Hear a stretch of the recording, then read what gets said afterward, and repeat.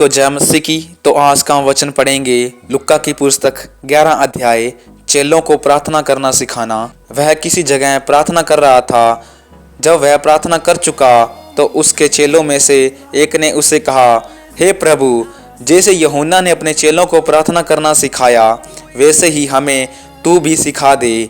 उसने उनसे कहा, जब तुम प्रार्थना करो तो कहो, हे पिता, तेरा नाम पवित्र माना जाए, तेरा राज्य आए, हमारे दिन भर की रोटी हर दिन हमें दिया कर और हमारे पापों को क्षमा कर, क्योंकि हम भी अपने हर एक अपराधी को क्षमा करते हैं, और हमें परीक्षा में न ला। प्रार्थना के संबंध में यीशु की शिक्षा।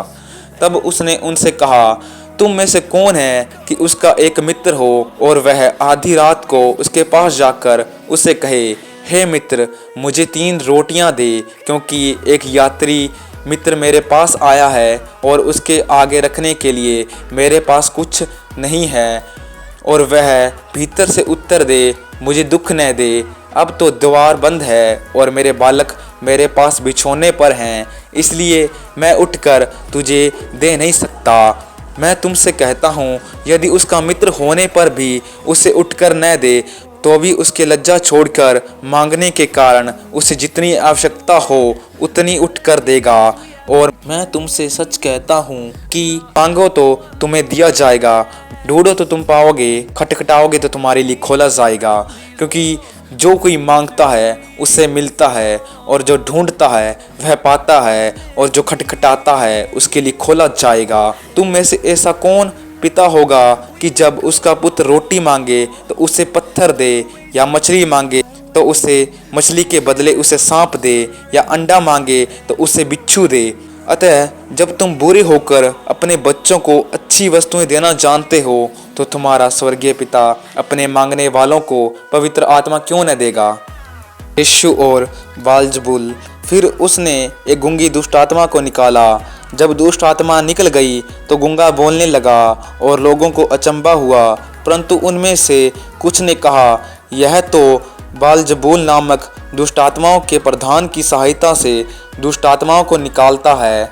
औरों ने उसकी परीक्षा करने के लिए उसे आकाश का एक चिन्ह मांगा, परंतु उसने उनके मन की बातें जानकर उनसे कहा, जिस जिस राज्य में फूट पड़ती है वह राज्य उजड़ जाता है, और जिस घर में फूट होती है वह नष्ट हो जाता है। यदि शैतान अपना ही विरोधी हो जाए तो उसका राज्य कैसे बना रहेगा।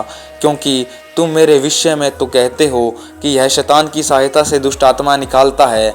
भला यदि मैं शैतान की सहायता से दुष्ट आत्माओं को निकालता हूँ तो तुम्हारी संतान किसकी सहायता से निकालते हैं, इसलिए वे ही तुम्हारा न्याय चुकाएंगे। परंतु यदि मैं परमेश्वर की सामर्थ्य से दुष्ट आत्माओं को निकालता हूँ तो परमेश्वर का राज्य तुम्हारे पास आ पहुँचा है।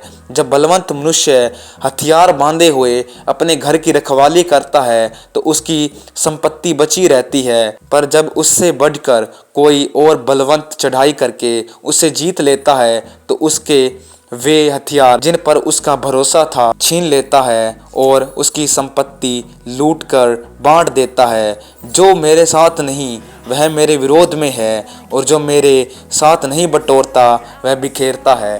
तो परमेश्वर इन वचनों के द्वारा आप सभी को आशीष करे।